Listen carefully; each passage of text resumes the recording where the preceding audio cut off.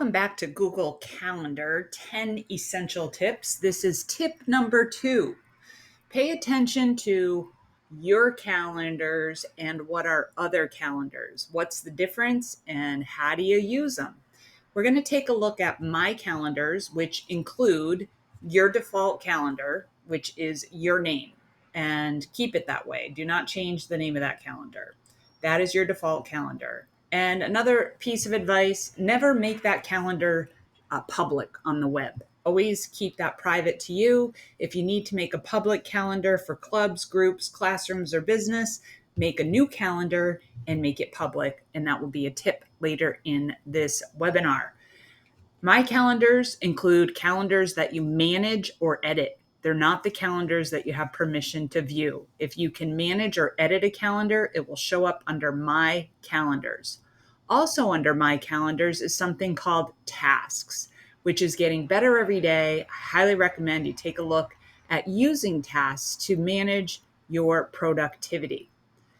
If you look to other calendars toward the bottom, those are going to be calendars that are shared with you to view, not manage, edit, and public calendars like holidays.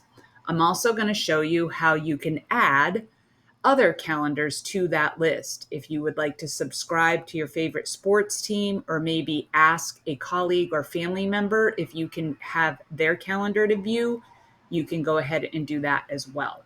So let's hop over to Google Calendar and cover some of these details. Number 1, when you're in Google Calendar, on the left-hand side, you have My Calendars and Other Calendars.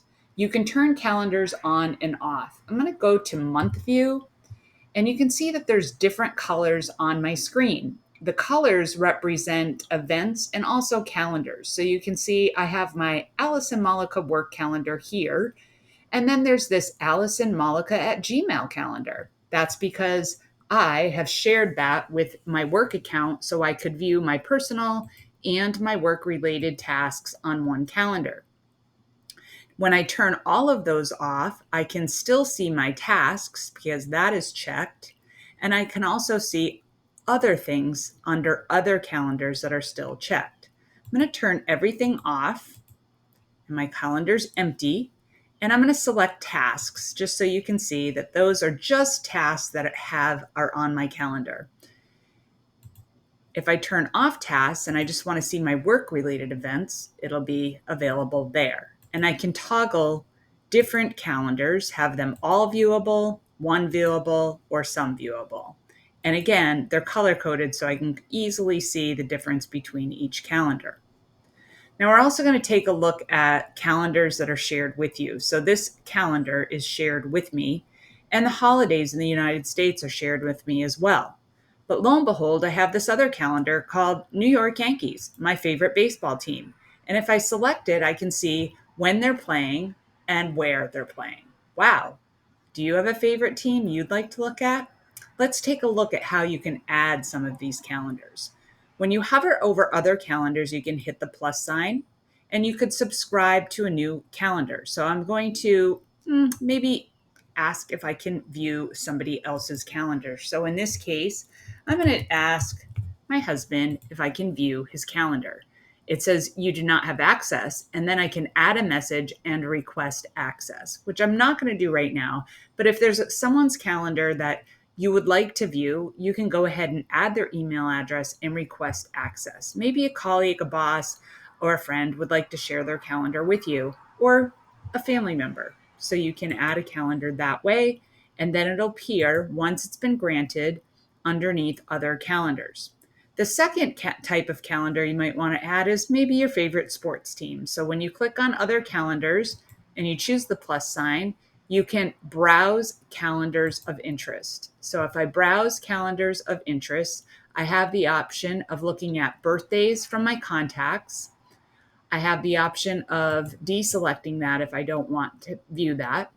Holidays in the United States, global religious holidays, sports, and then under other, we just have phases of the moon. So I'm going to go ahead and select that. And then from football, maybe add a football team as well. So we'll just add the Let's add the Dallas Cowboys just for fun. And then we'll go back and we'll view all those wonderful calendars that we have. So I'm going to turn off this calendar and this calendar, and I'll just go down and move this over out of the way. Oops. Come on. And it doesn't want to move. So let's just, we'll just deselect everything except phases of the moon. So now we have the phases of the moon selected, and each month you can see I've added this calendar here, phases of the moon. All right, take a minute, look at what you have available for my calendars, take a look at what you have available for other calendars, take a look and see if you made any tasks. We're going to look at that later in this webinar. And then request access to another person's calendar, or why not go over to your Gmail and share that calendar with your work calendar so you can view them in both places. So if you haven't done any of these things, or this is an area that you've neglected, take some of the items that you've learned just now and go practice it before we go on to tip number 3, which is going to be updating your share settings.